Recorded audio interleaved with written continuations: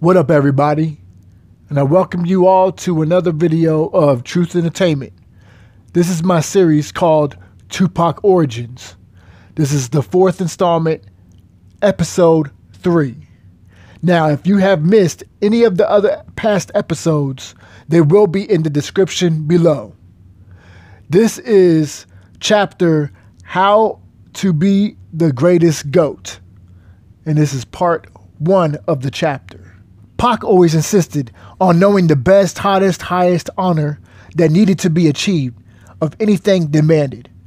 So I would instruct him on the supreme formula to achieve title of all-time greatest. First and most important is sales. Numbers don't lie. Longevity requires billboard charting. This was a 5-year mission to be titled greatest of all time. GOAT. After 5 years, self-destruct, because in order to be crowned greatest, you have to die undefeated. Like a boxer, you must retire undefeated, inspired by Muhammad Ali and his achievements. This was a suicide formula I created to be here as greatest of all time, means never dethroned. Pac insisted I teach him this formula. He wanted the quickest route to a successful career. Taking on this pressure and responsibility, Pac had no idea what details needed building. Blueprints inspired by John Lennon's solo career, Bob Marley's social effects, and untimely demise of an iconic artist I could think about. Muhammad Ali was represented in his bravio's delivery and self-claim of being the greatest. First requirement was in the name, for what is a rose by any other name? Would it still not smell the same, like boo-boo? Creating a brand.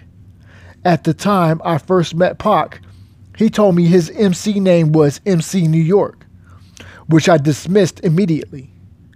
I told Pac my requirements for a suitable MC name and why I felt MC New York wouldn't work.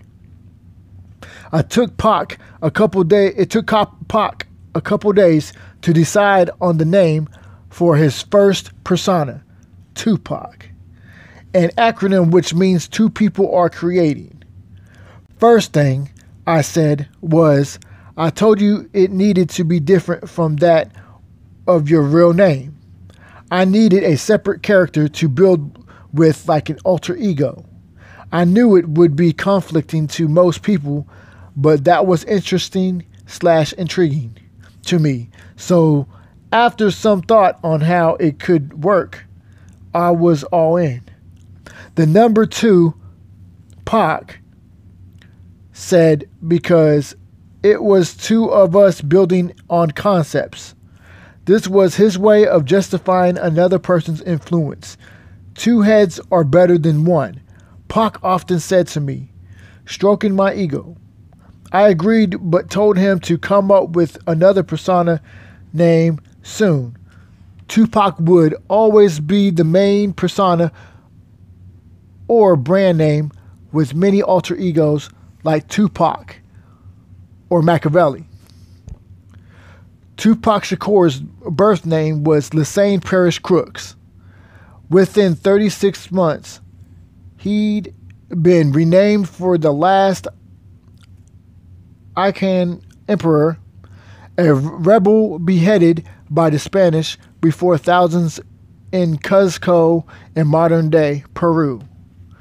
Tupac Amaru, which means royal serpent or shining serpent, and was the name of an Inca leader and warrior who came to power in 1570.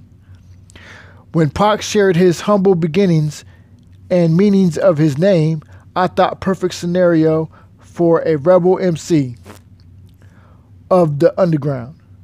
I had my first storyline and phantasm of a hood superhero to challenge the status quo and a cacophonous clash of hip-hop, as it were. Inspired by Bob Marley Rebel album, I envisioned a soul rebel artist speaking on American Babylon system and its effects on the youth inner city life. Most people confuse this rebel persona with Pac's Black Panther persona, which very few recordings can be found. Most important aspect to qualify as the GOAT is sales. Numbers don't lie. It's a crucial to acquire high record sales.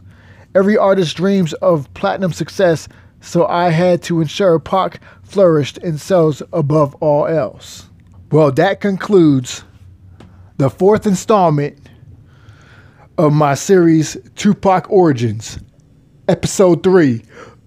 Now, if you have missed any of the past episodes, they will be in the description below.